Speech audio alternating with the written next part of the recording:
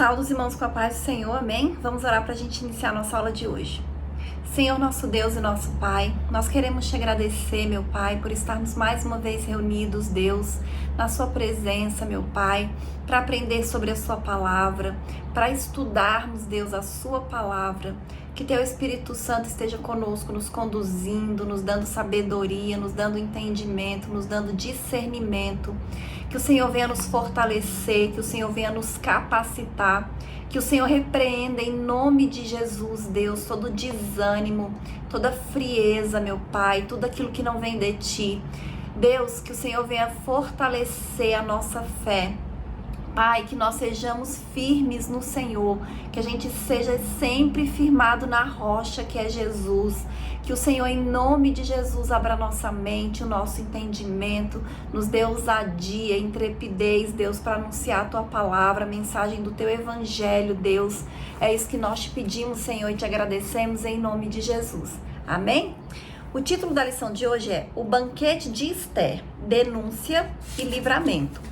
E aí nós vamos fazer a leitura que está em Esther, capítulo 7, do versículo 1 ao 10, que diz assim: Vindo, pois, o rei com Amã para beber com a rainha Esther, disse também o rei a Esther, no segundo dia, no banquete do vinho, qual é a tua petição, rainha Esther?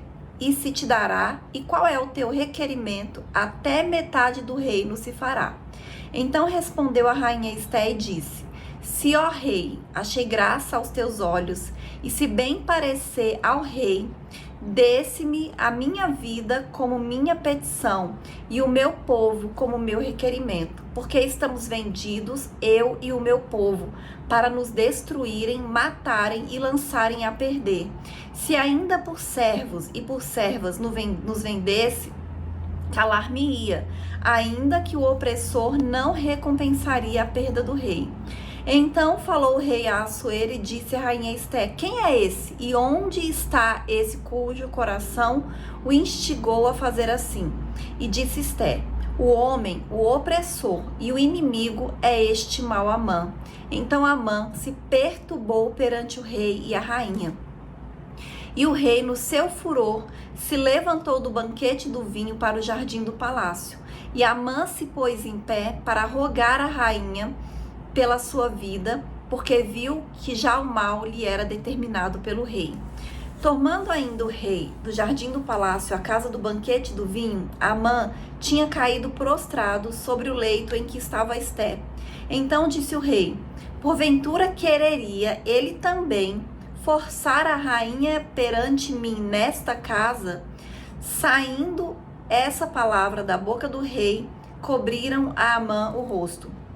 Então disse Arbona, um dos eunucos que serviam diante do rei: Eis que também a forca de 50 côvados de altura, que Amã fizera para Mardoqueu, que falara para o bem do rei, está junto à casa de Amã. Então disse o rei: Enforcai-o nela. Enforcaram, pois, Amã na forca que ele tinha preparado para Mardoqueu. Então o furor do rei se aplacou. Amém? Então a gente vê aqui, né, a gente tem estudado a história de Esther, o livro de Esther. E nós estamos aprendendo através do livro de Esther como Deus, ele está no controle de todas as coisas. A gente viu nas lições passadas quantas providências divinas o Senhor já tinha feito em favor dos judeus, em favor de Esther, né? Quantas coincidências divinas. E aqui não vai ser diferente.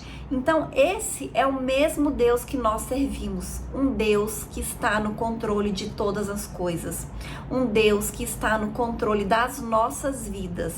E mesmo quando o inimigo se levanta querendo nos destruir, é Ele que é destruído, porque Deus, ele não descansa, Deus, ele não dorme, Deus, ele vê todas as coisas e Deus, ele sabe todas as coisas.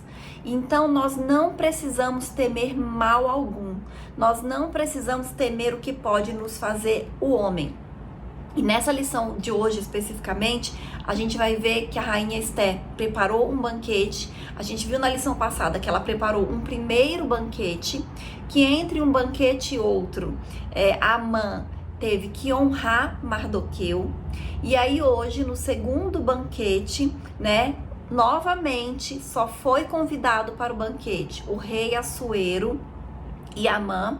E aí nesse banquete, Esté revela o plano de Amã.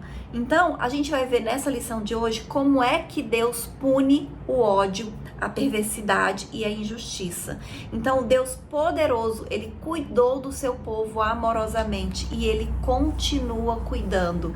E Deus, ele não se agrada de injustiça de maneira alguma. É por isso que a gente deve orar, né? Colocando todas as injustiças diante de Deus, colocando essas pessoas malignas, essas pessoas perversas, né? Pedindo a interferência divina, pedindo a justiça divina e ao mesmo tempo confiando, né, que Deus ele está vendo todas as coisas, que mesmo quando a gente não vê, mesmo quando a gente não sabe, o Senhor está vendo, o Senhor está cuidando.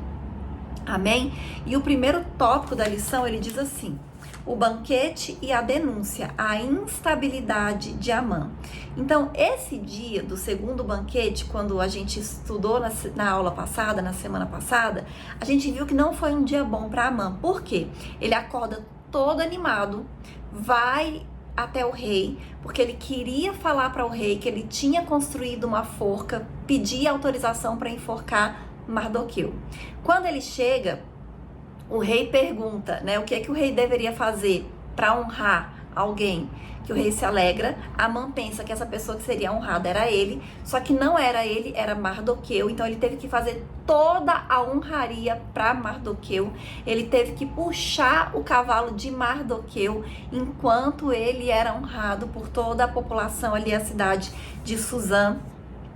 Então, quando ele chega em casa, ele pensando que ia receber uma palavra de incentivo da esposa dele, o que ela fala? Olha, se Mardoqueu é realmente do povo do judeu e você já começou a cair diante dele, certamente você não prevalecerá. Você vai cair totalmente. Então, não foi um dia bom, foi um dia desfavorável. E aí quando ele tá em casa já falando que ele tinha honrado, ouviu essas coisas da mulher dele, dos amigos, chega os oficiais do rei ali, os servos do rei, para levar Amã para o segundo banquete. E aí ele vai e com certeza ele não teve um dia bom, mas ele vai para esse banquete, né, já se achando uma pessoa importante por estar participando do banquete com o rei e com a rainha. E aí o próximo tópico da lição, o próximo item diz assim: o banquete do vinho. Então vamos ver qual era o contexto. O contexto era o reino da Pérsia, no qual, assim como os demais reinos pagãos de toda a história, o uso do vinho era muito comum nas festas e nos banquetes. Tanto que, quando a rainha Vasti ela foi afastada do seu cargo, da sua posição, era uma festa que estava tendo há vários dias e que as pessoas elas já estavam embriagadas porque elas já tinham tomado bastante vinho. Então as festas, os banquetes, eles tinham que ter muito vinho. E o Antigo Testamento, ele fala a respeito dos males do vinho. A gente tem o exemplo de Noé, quando ele se embriaga e ele fica ali nu dentro da sua tenda, mas os seus filhos vêm, então aquilo causa um constrangimento, causou uma situação ruim, uma situação desagradável. E a gente tem outros exemplos também, né, que foram ruins devido ao consumo do vinho. A gente tem uma expressa proibição aos sacerdotes de não beberem, né, de não usarem o vinho, de não consumirem o vinho. Além disso, quando alguém era consagrado, era considerado assim, separado para ser nazireu, né, o nazireado, era proibido que bebesse, como foi o caso de Sansão. Sansão, ele era nazireu, ele era consagrado a Deus, ele era separado a Deus. Então, ele não podia beber. E eu vou até ler onde está essa passagem que fala sobre isso, que está em Números, capítulo 6, versículo 2 ao 4, que diz assim: fala aos filhos de Israel e diz-lhes: quando um homem ou mulher se tiver separado, fazendo voto de Nazireu, para se separar para o Senhor, de vinho e de bebida forte se apartará. Vinagre de vinho ou vinagre de bebida forte não beberá, nem beberá alguma beberagem de uvas, nem uvas frescas, nem secas comerá. Todos os dias do seu nazireado não comerá de coisa alguma que se faz da vinha, desde os caroços até as cascas. Então, o que é o nazireado? O que é o nazireu? É quando um homem ou mulher se separa para o Senhor. Então, quando eu leio essa passagem, né, do Antigo Testamento, que fala o que é você ser nazireu, é você separado para o Senhor. E quando o Novo Testamento fala que nós devemos ser santos como o Senhor é santo, e ser santo é você ser separado para Deus, então a gente entende que não é conveniente, né, que nós que somos separados para o Senhor, a gente consuma bebida alcoólica. Aí no Novo Testamento ele fala assim, que não devemos nos embriagar com vinho, mas encher do Espírito Santo de Deus. E que a gente deve fugir de toda a aparência do mal e nos abster totalmente de tudo o que não convém aos santos. Então, por mais que pode, né, ele fala que, né, você não proíbe o uso do vinho, mas fala para não se embriagar. E fala que a gente deve fugir da aparência do mal. Tem uma outra passagem que diz assim, que a gente tem que comer de tudo que tem no mercado, mas a gente não deve comer se for escandalizar outra pessoa. É por isso que a gente tem que ter esse discernimento e essa sabedoria, né? Para quem gosta, por exemplo, de tomar um vinho que não é proibido pela palavra de Deus. Mas a gente tem que ter cuidado como nós vamos fazer isso e se não vai trazer escândalo. Se for escandalizar outras pessoas, a gente deve se abster por causa da consciência da outra pessoa. É isso que a palavra de Deus nos ensina. Então, tudo o que nós fizermos, a gente tem que sempre ter sabedoria de Deus, sempre ter o discernimento, porque apesar de tudo ser lícito, nem tudo é conveniente e a gente tem que fazer esse julgamento. Amém? E o próximo subitem diz assim: qual é a tua petição? Então, Assuero, ele estava muito determinado a saber qual era o pedido, o que a rainha Esther queria. Por quê? Porque ele sabia que a rainha arriscou a sua própria vida indo diante do rei sem ter sido convidada, sem ter sido convocada. Então ele sabia que não era uma coisa assim, sem importância para ela se arriscar dessa maneira. Era alguma coisa importante. Então ele queria saber o que estava lá afligindo a rainha, o que ela estava querendo. E aí ele fala novamente, pela terceira vez, porque no dia que ela foi lá ao encontro dele, ele perguntou, no primeiro banquete ele perguntou, e agora ele pergunta novamente: qual é a tua petição, rainha Esther? Qual é o teu requerimento? Até metade do reino se fará. Então ele fala: olha, pode ficar à vontade, pode pedir o que você quiser, você está segura para pedir o que você quiser. Então, nesse momento, Esther se revelou uma mulher forte, uma mulher decidida, denunciando o mal a Amã, denunciando aquela injustiça que estava acontecendo. E aí a palavra de Deus diz que a mulher virtuosa, ela sabe abrir a boca com sabedoria, sem perder a compostura. Então ela esperou o momento certo, a ocasião correta para falar aquilo que ela queria. E o próximo tópico diz assim: a fúria do rei contra a injustiça, a revelação do plano. Então Esther detalhou ao rei o que havia acontecido. O que ela queria era a preservação de sua vida e do seu povo, os judeus. Porque estamos vendidos, eu e o meu povo, para nos destruírem, matarem e lançarem a perder. Esther capítulo 7, versículo 4, que nós lemos. Então, Esté fez o rei saber e ver o absurdo do plano que visava o extermínio de todos os judeus, né, de uma raça.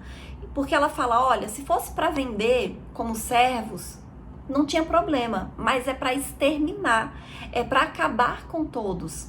E na verdade, eles não sabiam até esse momento que Esté era judia, nem o rei e nem Amã, porque ela não tinha revelado a ninguém qual era a sua origem, qual era o seu povo. E aí o subitem 2 diz assim, quem fez isso? Então a pergunta de Assuero pode parecer estranha. Por quê? Porque Amã tinha falado com Assuero que ele queria acabar com os judeus. E o que Assuero fez? Ele tirou o anel do seu dedo e entregou na mão de Amã e falou para ele fazer o que ele quisesse. E Amã fez.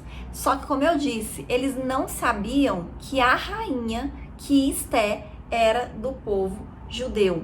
Então, ele sabia que tinha esse decreto, mas ao mesmo tempo parece que foi tão irrelevante para ele na hora, né, na época, que ele talvez tenha se esquecido, né? Ele nem se lembrava mais disso.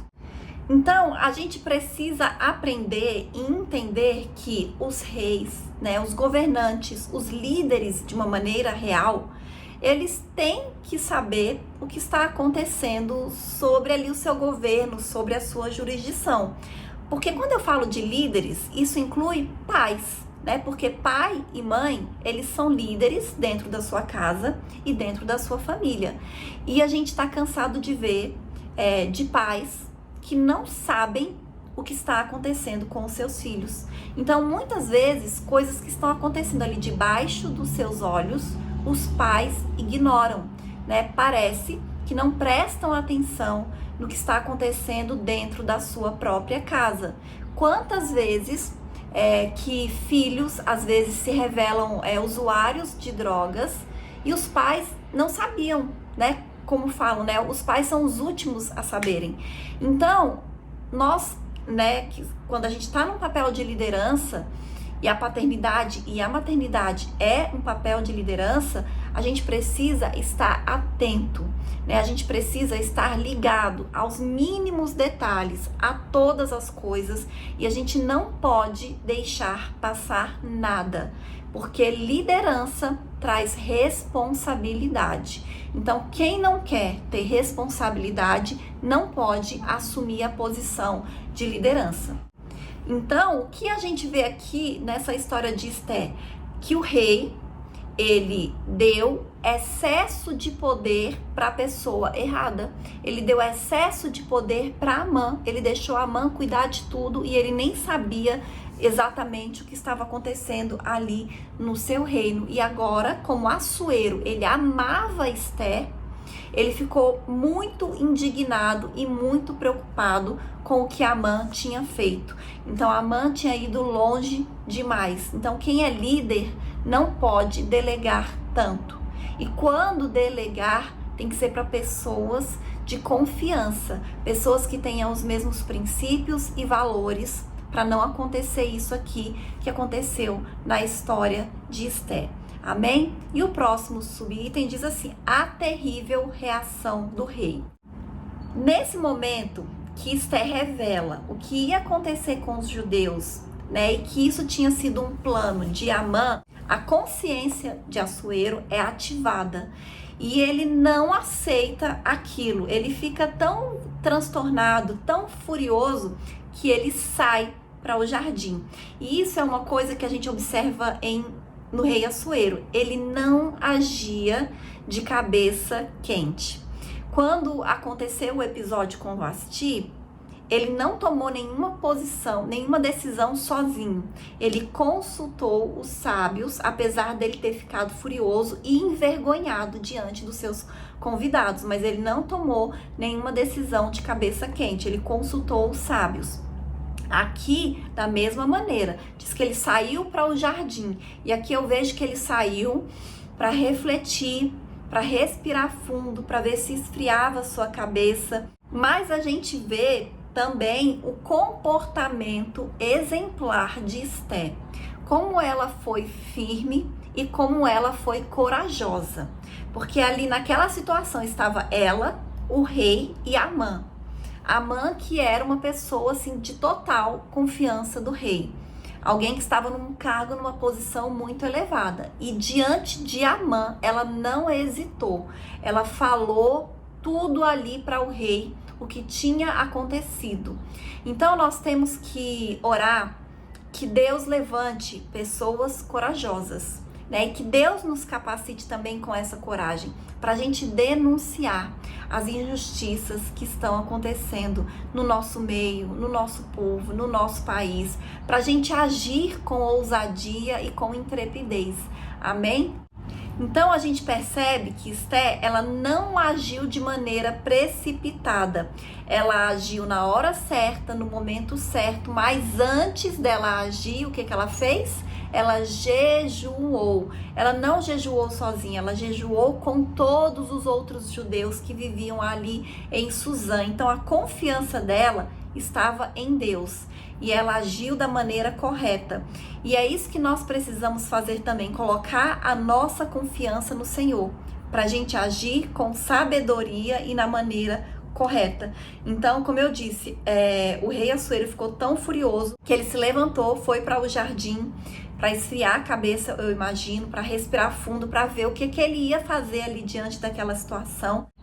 E aí a gente vê que Amã, ele ficou tão desesperado que ele se prostra, que ele se joga ali diante da rainha Esté. E a gente vê mais uma vez aqui que foi tudo errado, né? Mais uma providência divina, porque foi da maneira errada, na hora errada. Porque quando o rei volta e ele vê Amã ali em cima da rainha, ele pensa que Amã estava querendo forçar a rainha, assediando a rainha na cara ali do rei. E aí ele fica totalmente furioso e ele já decide o destino e a vida de Amã ali para ele ser executado. E o próximo tópico diz assim: o grande livramento. A história da forca chegou ao palácio. Então a reação física e verbal de Assuero levou seus servos que estavam ali naquele momento a entender que a morte de Amã estava decretada diante do que ele tinha visto, né? E de tudo que ele tinha ficado sabendo e tinha acontecido. Então depois que o rei redobrou seu furor ao vê-lo deitado junto à rainha, seus servos cobriram o rosto de Amã, e quando eles cobriam o rosto já era. E aqui, a história da forca que Amã tinha construído, porque olha só, Amã era tão presunçoso que ele construiu uma forca muito grande. E as pessoas viram aquela forca, porque diz que a forca tinha 50 côvados, ou seja, 22 metros de altura. Então, a notícia da construção da forca já tinha chegado no palácio, né? Então, um dos eunucos, Arbona, sabia até o tamanho da forca. Então, por qual motivo Amã tinha construído uma forca tão alta? Era para que todo mundo visse. Ele queria ali um espetáculo público. E ele teve, só que ele não sabia que aquela forca seria para ele. E aí o próximo tópico diz assim: os ventos mudaram. Então, até aquele dia, à exceção de Mardoqueu, todos os servos de Assuero, eles se prostravam, eles se inclinavam diante de Amã. Mas, talvez, apesar das pessoas se inclinarem a ele, por causa que era um decreto, né? Ele não fosse assim tão querido e nem tão visto na corte. Porque bastou uma oportunidade para que um dos oficiais do rei tivesse a iniciativa para sugerir a execução de Amã na forca que ele mesmo tinha preparado para Mardoqueu. Então a gente precisa entender uma coisa, que em ambientes de poder, às vezes impera um certo sistema de conveniência. Então as pessoas, elas mudam de lado com muita facilidade. E a gente vê isso na nossa política todos os dias, né? Principalmente em época de eleições. Porque aqui no Distrito Federal a gente não está tendo eleição, mas no resto do país todinho a gente está tendo agora período eleitoral. E a gente acaba acompanhando e a gente vê como as pessoas mudam de lado de acordo com a sua conveniência. Então, talvez esse eunuco Harbona tivesse até sido um dos que estavam no grupo que denunciaram Mardoqueu como que não se prostrava diante de Amã. E agora ele estava sugerindo ao rei que tinha uma forca que Amã tinha construído, ou seja, ele estava veladamente sugerindo a execução de Amã na forca que ele tinha construído. A insinuação, ela foi explícita e o rei acatou a sugestão e a situação. Então a gente vê aqui como de um dia para o outro as coisas mudaram tanto para Amã. Dias atrás ele estava sendo honrado e reverenciado e agora ele estava sendo enforcado na forca que ele tinha erguido para Mardoqueu. Então a gente não precisa se preocupar, porque Deus, ele não dorme. Deus, na hora certa, no momento certo, ele se levanta para livrar o seu povo. E eu vou ler a conclusão que diz assim: Deus não tem prazer na morte do ímpio, mas que ele se converta e viva. É o espírito rebelde e contumaz do homem que o leva à perdição. Amã deu lugar ao ódio e planejou de forma implacável e cruel a morte de Mardoqueu e de todos os judeus do reino da Pérsia. Foi enforcado na própria forca que preparou. Que o Senhor guarde nosso coração de toda a maldade. Amém? Então, eu acho que isso é algo que a gente precisa orar sempre, que Deus guarde o nosso coração. Deus guarde o nosso coração do desejo de vingança, da maldade, da arrogância, da prepotência, sabe? De todos os sentimentos malignos que o inimigo ele tenta soprar na nossa mente diariamente. Então, a gente tem que sempre se humilhar na presença de Deus e pedir que o Senhor realmente nos guarde. E orar também, que Deus levante pessoas corajosas, Porque o nosso mundo está precisando de pessoas corajosas. Pessoas corajosas para anunciar a mensagem do Evangelho em lugares onde existe perseguição aos cristãos, perseguição à mensagem do Evangelho. Pessoas corajosas para denunciar as injustiças e os crimes que estão acontecendo, no nosso mundo, no nosso Brasil. Que Deus se levante realmente fazendo justiça. É lógico que a vontade de Deus é de que todos se arrependam, mas aqueles que não se arrependem e que ficam insistentemente praticando o mal, perseguindo, cometendo atos de injustiça, então o Senhor é o nosso justo juiz. O Senhor é o Deus da vingança. O Senhor é o Deus que vai nos guardar, que vai nos livrar e que vai nos proteger, assim como aconteceu aqui com os judeus nessa época da história de Esté. Amém? E essa é a lição de hoje e até a próxima aula em nome de Jesus.